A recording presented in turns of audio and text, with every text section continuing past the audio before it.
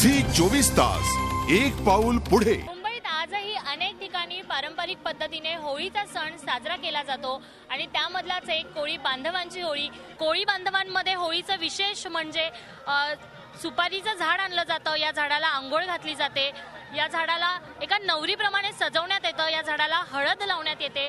तुम्ही बघू शकता कशा पद्धतीने या होलिकेला सजवण्यात आलेलं आहे आणि विशेष म्हणजे होळी देवीता आणली जाते इथे आणि तिलाही पारंपरिक वेशभूषेत सजवलं जातं एका नवरीप्रमाणे आणि या होळीचं दहन हे पहाटे केलं जातं आणि रात्रभर या होळीच्या अवतीभोवती लोकनृत्याचा आणि लोकसंगीताचा कार्यक्रम चालतो आणि याच विषयी आपण जाणून घेणार आहोत काही कोळी बांधवांकडून। मला सांगा कशा पद्धतीने तुम्ही होळीचा सण साजरा करता?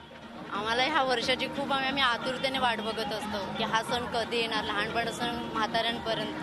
आज हा आमचा होळीचा मोठा सण आहे। अगदी नवीन कपड्यांपासून घरातल्या नैवेद्यापर्यंत प्रत्येक घरातल्या बाईची रेलचेल असतं की कधी एकदा आपण नैवेद्य करणार, कधी घरातले पाहुणे आपण येणार आणि कधी आपण होळीला जायला नाचणार, हे आमच्या मनामध्येच असतं। प्रत्येकांचा, प्रत्येक समाजात कोळी लोकांचा हा पहिला सण आमचा आज आज आमचा हॅपी न्यू इयर आहे।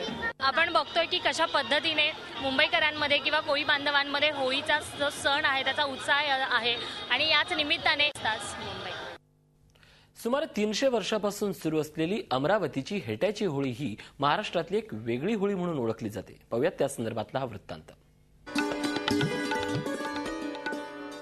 महाराष्ट्रात होळीचा उत्सव ठिकठिकाणी वेगवेगळ्या रूढी परंपरेनुसार साजरा केला जातो। अमरावतीची ही होळी अशीच वैशिष्ट्यपूर्ण म्हणून ओळखली जाते।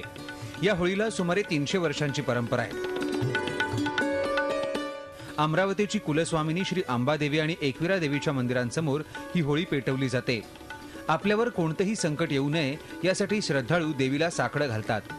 अमरावतीतील या होळी उत्सवाचं वैशिष्ट्य म्हणजे होळीच्या 1 महिना आधी हेट्याचं झाड लावण्यात येतं। त्याला श्रीफळ बांधून लोक नवस करतात आणि होळीच्या दिवशी हेट्याच्या झाडाचं पूजन करून दहन केलं जातं।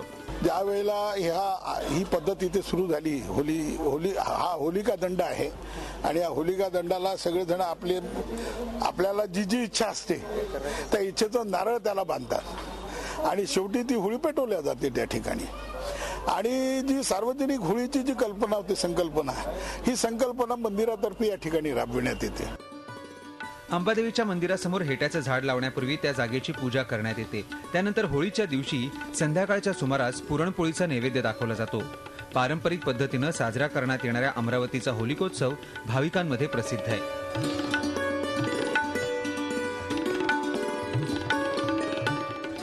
झी 24 ताससाठी राजेश सोनोने, अमरावती।